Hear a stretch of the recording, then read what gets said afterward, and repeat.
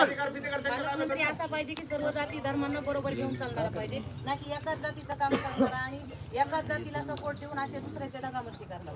कारण आता इथं प्रत्येकाच्या जीवावर आले. आता ही मराठा समाजाची जाती मोठी दिसायला लागली, पण इतर जाती सगळ्या घाबरून गेलेल्या आहेत की ज्या म्हणजे मसाजोगची दहशत आजूबाजूला सगळीकडे होती.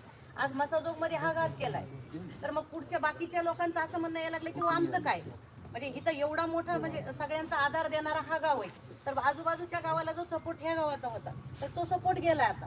कारण ह्या गावात एवढी मोठी घटना घडली आणि आजूबाजूच्या गावाला जी सपोर्ट आमचा होता तर त्यांना आता सपोर्ट देणारा कोण नाही. ज्यावेळेस आमच्यावर वेळ आली त्यावेळेस कुणी नाही.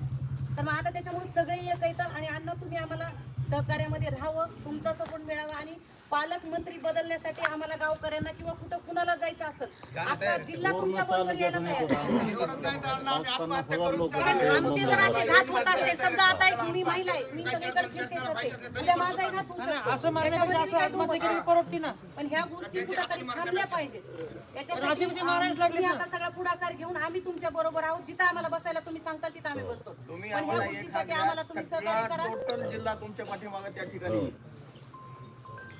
अण्णा त्यांना पालकमंत्री म्हणजे लोक मारायचं लायसन्स द्यायला लागले.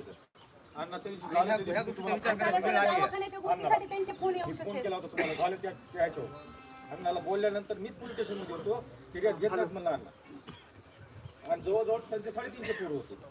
महाजन पाटील साहेब वेळोवेळी गेले